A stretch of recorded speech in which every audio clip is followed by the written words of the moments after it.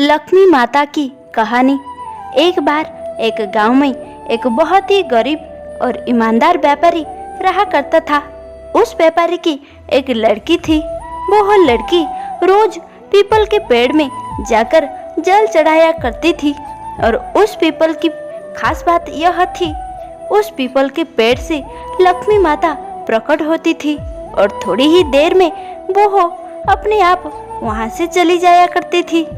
एक दिन जब उस व्यापारी की लड़की रोज की तरह पीपल के पेड़ में जल चढ़ाने के लिए आई, तब पीपल के पेड़ से लक्ष्मी माता प्रकट हुई और साहूकार की बेटी से कहा, तो मेरी सहेली बनोगी?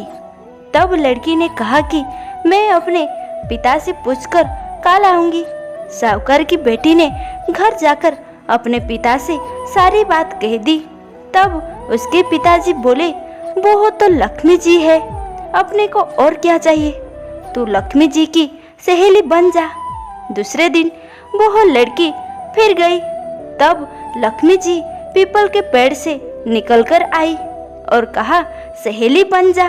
तो लड़की ने कहा, बन जाऊंगी, और दोनों सहेली बन गई। थोड़े ही दिनों में लक्ष्मी माता और व्यापारी की लड़की के बीच में गहरी मित्रता हो गई। एक दिन लक्ष्मी माता ने उसको खाने का न्योता दिया। घर आकर लड़की ने माँ बाप को कहा कि मेरी सहेली ने मुझे खाने का न्योता दिया है। तब बाप ने कहा कि सहेली के जिम्मे जाइयो, पर घर को संभाल कर जाना। तब वो लक्ष्मी जी के यहाँ जिम्मे गई तो लक्ष्मी जी ने उसे साल दुसाला ओढ़ने के लिए दिया, रुपए दिए, सोने की चौकी, सोने की थाली में 36 प्रकार का भोजन करा दिया। जिम कर जब वो जाने लगी तो लक्ष्मी जी ने पल्ला पकड़ लिया और कहा कि मैं भी तेरे घर जिमने आऊंगी। तो उसने कहा, आ जाइयो। वो घर जाकर चुपचाप बैठ गई।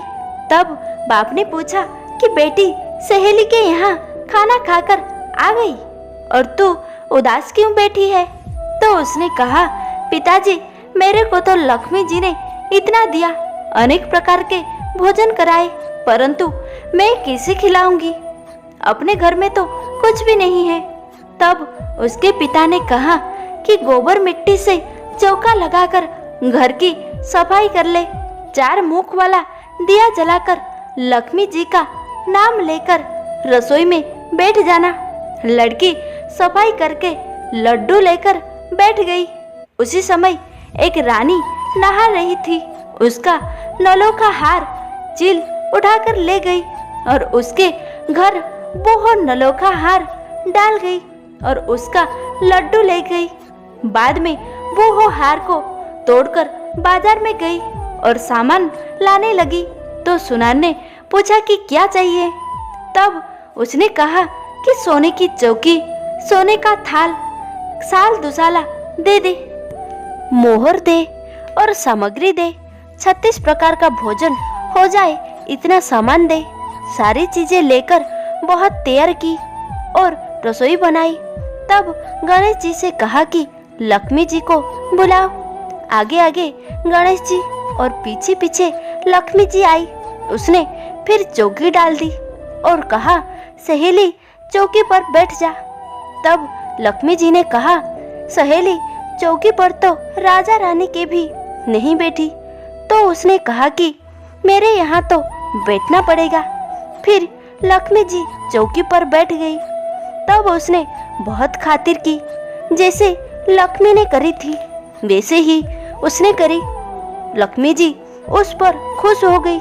घर में खूब सारा धन दिया, जिससे उस व्यापारी की और उसकी लड़की की सारी गरीबी दूर हो गई।